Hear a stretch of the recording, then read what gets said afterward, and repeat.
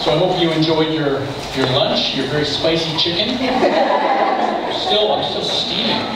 Here, 3 bites is all. Should have gone veggie.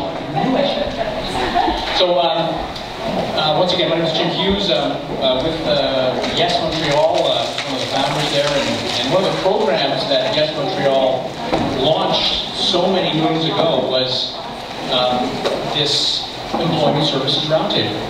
So this roundtable is really you. It's a program of Yes Montreal, but it's really made up of the organizations in Montreal serving the English-speaking community in a variety of different ways that we heard about when we introduced ourselves here in the room. And I think it served the organizations very well over the last number of years. It's a table where executive directors and senior people in the organizations meet on a quarterly basis or so to talk about the issues that join them, that unite them, which is relationship with the public funders, which is training programs such as the ones we're putting on today, the information sharing programs, and other issues that unite us. I mean, ultimately, the Employment Services Roundtable is a demonstration or a representation of the fact that we are much stronger together than we are, separate in our own organizations, not knowing what's going on in the rest of the sector. This really is a chance for us to touch the walls of the sector that we all are part of, namely employment services for the English-speaking community. And so it's really important. I think it's really important for all of those reasons that we continue to have a roundtable that can put on events such as this one. And it really is a time for renewal. We have some turnover in some of the organizations. I know most of the people here in the room are counselors and employment staff specifically, but this is really a great opportunity for you to tell your organizations about the roundtable and what it can contribute. And we're at Yes are scratching our heads about what the next version of the Employment Services Roundtable is going to look like as we renew it. What kinds of programs does it want to put on, and including how we're going to get it funded as well. As you've heard a number of times today, budget cuts are a reality. So the way in which we fund these common programs for ourselves is an issue that the roundtable will have to address. So I just want to plug that and make sure that your organizations know that they're invited to be part of this table, A, and B, to be part of figuring out how to continue to make it add the kind of value that it's added in the past. Okay? So that's a little piece about the roundtable. We all know the organizations that are here today. I won't repeat the names of the organizations, but the table can be bigger. The table can be bigger. In fact, it needs to be bigger. So I really strongly encourage you to talk to Iris and the rest of the team at Yes Montreal about whether your organization, if it's not already part of the roundtable, whether it should join it at this juncture. Now, I get the chance to talk about one organization in particular, and that's AIM Cares. I know the team is here in the corner. AIM assists people who have a physical, sensory, or neurological disability to develop their full employability potential. It's one of the arcs on our employment services circle, really, to have that kind of strong and wonderful service that's been around for so long. At the helm of that wonderful organization for 27 years was May Polsky. Who here knew May Polsky? Okay, I'd say safely half of the room. May was the executive director of AIM for a long time, and we're very saddened that she passed earlier this year. A really remarkable person in our sector has moved on. She was an advocate, passionate about her work.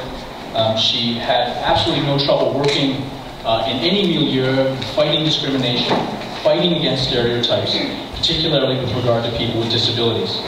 She raised awareness about the goal of eliminating artificial barriers to employment. She knew what people with disabilities want. They want to work. They want to have purpose. They want to be on the field and not off the field. And she was absolutely right about that. I got to know May a little bit an amazing person who'd give you the real goods, right? She doesn't agree with you, she'll tell you. And she will tell you in about 4 seconds.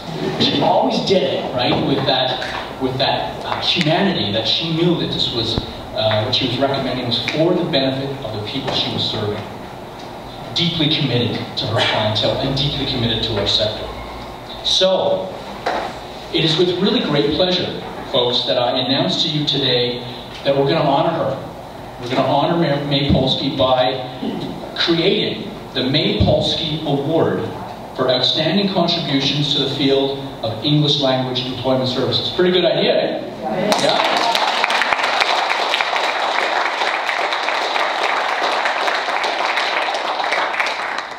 Not only have we created the award, we've decided on who to give the inaugural award to. This recipient, the person who's going to receive the inaugural May Polsky Award, has a career lasting over 4 decades and continues to contribute to the community today. David Mendelson.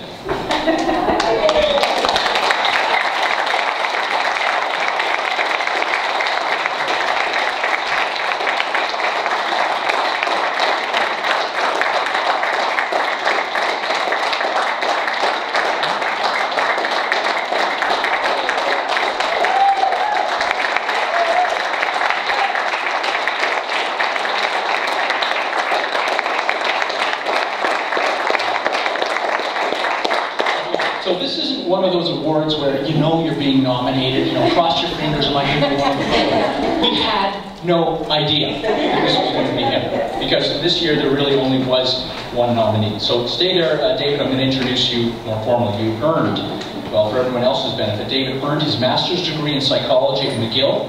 He has devoted his professional career of over 40 years to the career counseling and employment services arenas in Montreal. He's the past executive director of Jewish Vocational Services and the JVS Jewish Workshop, which is now part of Agence Metz. Very well represented here today. Good job, Agence Metz. Prior to assuming the position of chair of the Quebec Employment Services Roundtable, David was for many years the chair of this conference planning committee. So David, come on up here and receive the inaugural May Polsky Award.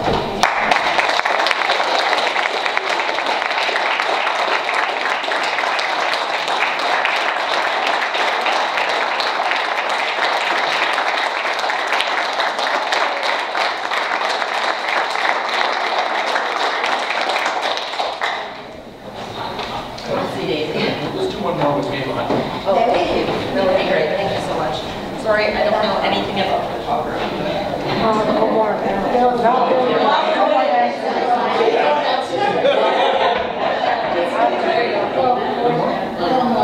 you go. Now we're good. Beautiful.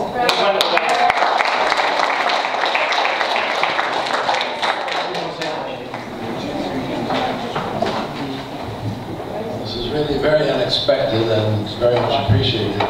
I knew May for just about all the 21 years that she was at the IM Cares, and we used to have some contact with each other as directors of the various agencies we were involved with.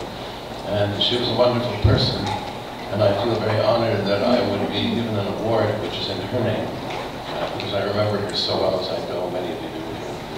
So I thank you very much and do appreciate it.